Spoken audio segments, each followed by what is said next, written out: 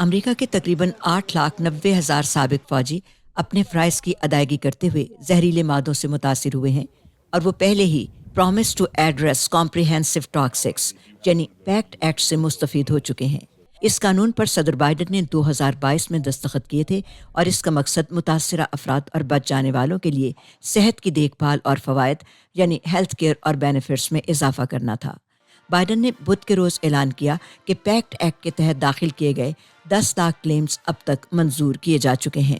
یہ افراد سانس لینے میں دشواری، کینسر اور دماغ کے کینسر جیسے امراض میں لمبے عرصے سے مبتلا ہیں۔ آپ کو یہ ثابت کرنے کی ضرورت نہیں ہے کہ آپ کے اس مرض کی وجہ آپ کی ملازمت تھی، اور پیکٹ ایکٹ کے نتیجے میں آپ کو اب یہ ثابت کرنے کی ضرورت نہیں ہے۔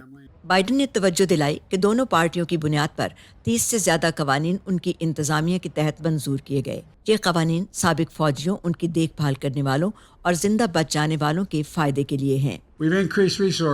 ہم نے ان سابق فوجیوں کی بے گھری کو ختم کرنے کے لیے وسائل میں اضافہ کیا ہے۔ اس سلسلے میں ہم نے ذہنی صحت کی دیکھ بھال کرنے والے سینکڑوں اضافی ارکان کی خدمات حاصل کی ہیں اور انہیں تربیت دی ہے، خاص طور پر سابق فوجیوں میں خودکشی کے رجحان کو ختم کرنے کے لیے۔ 2024 کے صدارتی انتخاب کی دوڑ میں بائیڈن کے ریپبلکن حریف ڈونلڈ ٹرمپ کا کہنا ہے کہ جب وہ صدر تھے تو سابق فوجیوں کے لیے حالات بہت بہتر تھے۔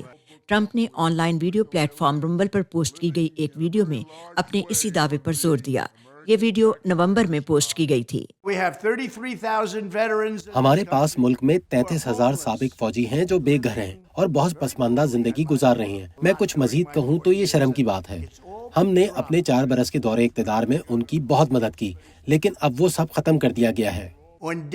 فرائض سنبھالنے کے بعد پہلے ہی دن میں ایک ایگزیکٹو آرڈر پر دستخط کروں گا جس کے تحت بائیڈن کی اس فنڈنگ کو روک دیا جائے گا جو غیر قانونی غیر ملکیوں کی پناہ اور نقل و حمل کے لیے استعمال ہوتی ہے، اور اس کے نتیجے میں ہونے والی ان بچتوں کے ایک حصے کو جو میں کر سکتا ہوں ایک بڑا حصہ ہے۔ نیشنل ایسوسی ایشن آف سوشل ورکرز نے بائیڈن اور ٹرمپ انتظامیہ دونوں کے زیر انتظام سابق فوجیوں کی فلاح و بہبود کے لیے کیے گئے اقدامات میں بہتری کی تعریف کی ہے۔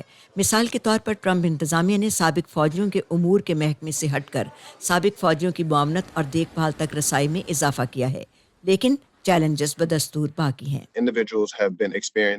لوگوں کو اس سسٹم میں داخل ہونے میں مسائل پیش آ رہے ہیں۔ نہ صرف یہ بلکہ پیپر ورک، خاصا وقت انتظار کرنے اور اہلکاروں کی کافی تعداد نہ ہونے کے باعث بھی۔ نیشنل ایسوسی ایشن آف سوشل ورکرز نے توجہ دلائی کہ آئندہ امریکی صدر کو سابق فوجیوں کی ذہنی صحت کی دیکھ بھال تک رسائی کی سہولت فراہم کرنے کے لیے خصوصی توجہ دینے کی ضرورت ہوگی، خاص طور پر اس وقت اس شعبے میں سہولیات فراہم کرنے والوں کی کمی کو مد نظر رکھنا ہوگا جس کا اس وقت سامنا ہے۔ ویرونیکا بالڈرس اگلیسیس کی رپورٹ کے ساتھ بہجت جولانی، وائس آف امریکہ۔